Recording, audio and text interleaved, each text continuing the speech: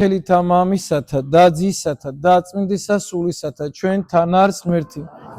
ღმერთმა დააგლოცოთ, ღმერთმა გააგახარო და ღვთის კურთხევა, წყალობა, სიკეთე, მალდი ღმერთმა არ მოგაკოთ. დღეს დავასრულოთ ჩვენ წმინდა ანდრია კრეტელის კანონით და შეგეწიოთ წმინდა ანდრია კრეტელის მადლი დაიფაროს და დაიცვას ღმერთო თქვენი ცხოვრება და ღმერთმა ის წმინდა მარხვა, წმინდა დიდი მარხვა სიწმინდით, პატიოსნებით და ერთგულებით შეგანახინოთ ღმერთმა. რამოდენიმე მოხსმინდა შევეხოთ ღევანდელის საკითხავებიდან.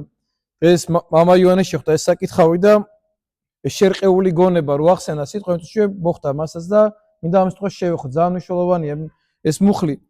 დაამტკიცე უფალო კლდესა ზედა მცნებათა შენთასა. შერყეული გონება ჩემი. ანუ ამ კლდესა ზედაო დაამტკიცეო ღმერთო ჩემი შერყეული გონება. იმიტომ შერყეულია ჩვენი გონება ამდენი არაწმინდა ფიქრებით, აზრებით, არასწორი ჩვენი შეხედულებით, საქციელებით და უამრავი რამე და შერყეულია ჩვენი გონება.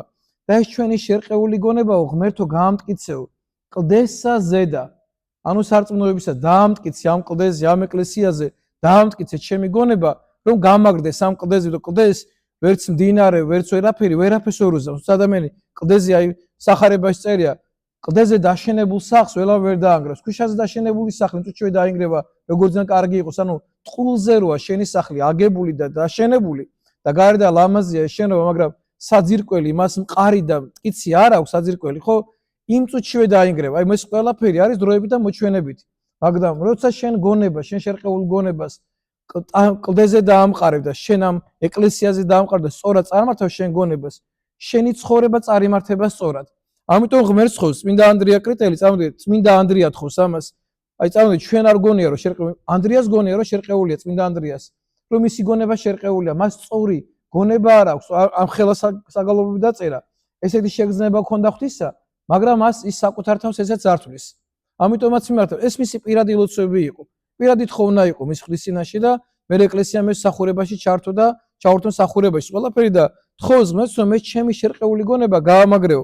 რამე თუ ღმერთი მხოლო ძლიერ და მართალ ხარ და წმინდა ხარ. ანუ შენზე შემიძლია მარტო ეს ჩემი გონება დაამყარო და შენი წარმართო ჩემი ცხოვრება და შენით ჩემი ცხოვრება წარიმართოს. თუ ადამიანი საკუთარ ძალებს ენდობა და საკუთარი ძალით მიყავს თავის ცხოვრება, ადამიანი განადგურდება და მოისპობა. ადამიანი უნდა მიენდოს ღმერთს და მისი ცხოვრება უნდა წარიმართოს ღმერთთან ერთად. როგორც პავლე მოციქული ამბობს, რომ მე ყველაფერი შემიძლია ჩემს გამაძლებელ ქრისტეში, ანუ მე ქრისტესთან ერთად ყველაფერი შემიძლია, მაგრამ ქრისტეს გარეშე მე არაფერი შემიძლია. როცა ადამიანი საკუთარ თავს წარმოაჩენს და ქრისტეს უკან გადაწევს, უკვე დაღუპვის გზაზეა, განადგურებულია. როცა ადამიანს გონია, რომ თვითონ რამე შეუძლია მას. ჩვენ ცოდვის ჩადენაც კი ჩვენთაც არ შეგვიძლია. ეშმაკმა თუ არ შემოგთავაზა ცოდვა, ჩვენთაც ვერ შევიდნენ ცოდვას. არათუ სიკეთის კეთება ღვთის გარეშე. წარმოუდგენელს და ამიტომ ძალიან მნიშვნელოვანია, რომ ადამიანმა საკუთარი თავი ღმერთს მიუწვდომას და შეიმეცნოს ღმერთი.